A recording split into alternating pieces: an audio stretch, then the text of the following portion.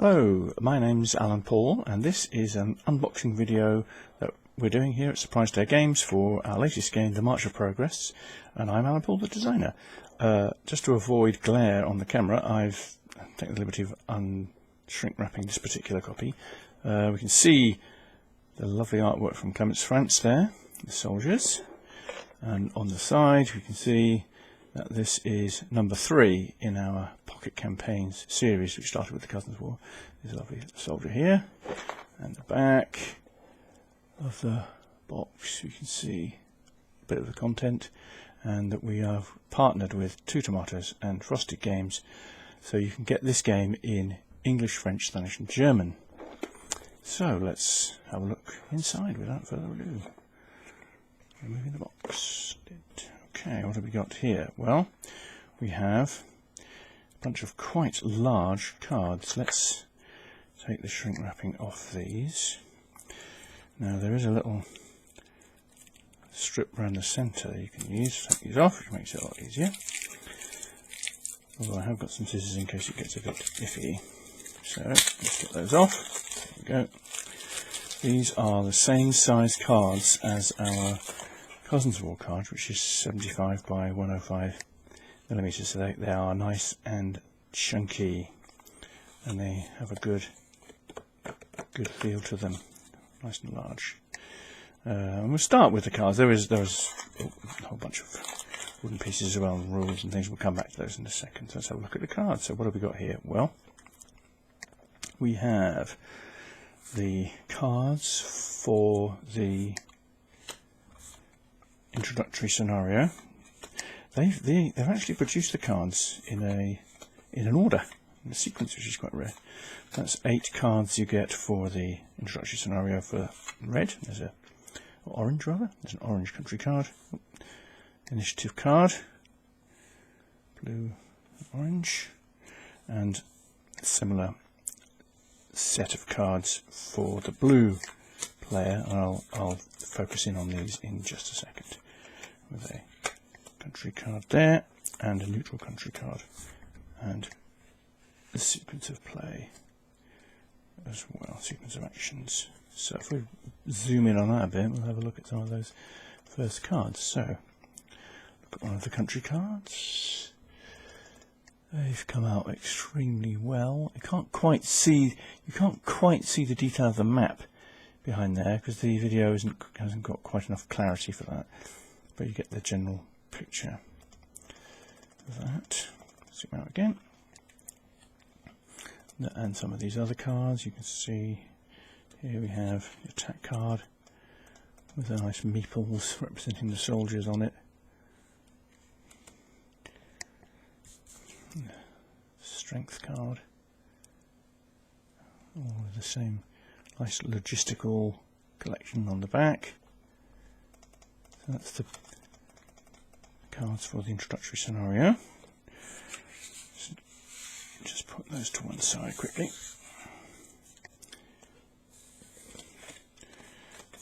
Because we also have a whole bunch of cards for each scenario, and I will just zoom in a little bit more so we can see these a bit better.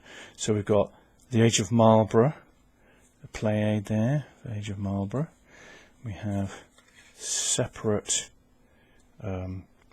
cards for countries for that particular scenario, including the Spanish Netherlands there, and this one, you probably can't see it very well, but if you zoom in, the background there is actually the Battle of Blenheim 1704, which is a battle fought in Bavaria between primarily the French and the English. It's a nice bit of historical colour. And we have the Napoleonic scenario cards, of which there are many. I won't go through all of these in detail. So we have here we have the Napoleon card at the bottom there. You can see if you discard attack, you get +1 per French army, in addition to your normal +1 if you use that card to show the power of Napoleon. The nice French Napoleonic infantryman here reminds me quite of airfix figures. That's those. Italian states, German states card. World War I in the West, another one of my favourite scenarios, actually. Quite a nice one. Symmetric scenario. Playing both sides. Bunch of cards for those, and then further on, we've got period soldiers here as well. Zoom in a little bit. Here we go. Some World War I Germans, very stylised figures. Look quite good. And then we have the World War II in the West cards as well. Again, a nice play aid to help you during the game, and period figures for the soldiers. And we have an Allied infantryman advancing, and we have air power. Some German. There's a German officer for the Blitzkrieg card. If you discard a move 1 or move 2, you get +2 for combat strength instead of +1. That one, and so on. Oh, the V weapons. That's come out rather splendidly, I think. The V weapons card is a V2,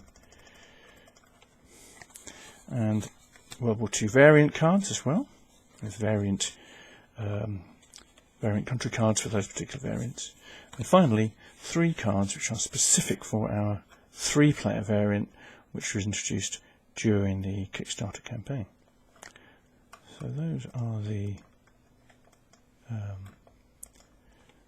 cards for the game. Let's put those to one side. And we have the wooden pieces. Let's cut these. So we've got on here. Right, so we have here lots of stuff. So we have orange dice. These are used for marking victory points and army strengths. It's orange player dice and blue player dice. It's a nice dark blue. I like the dark blue. If we look at we focus in on the blue armies, you get an idea of how nice those look. It's dark, nice rich dark blue there. It's just rather good. And orange armies too. Okay. White dice for neutral country cards. Put these over here, and a whole bunch of victory point cubes. Standard white cubes are 1 victory point. You get 12 of those, and the black ones are 5. So you get six of those. So that's your whole bunch of wooden pieces too. Now, what we also have, as you'd expect, is we have a rule book, and we have a scenario. We have a scenario book as well here, which you should look at. So, rule book. Actually, it's come out pretty nicely. I like the way this has actually come out. The text isn't too small. I know it probably looks quite small in this video, but in person it's nicely readable.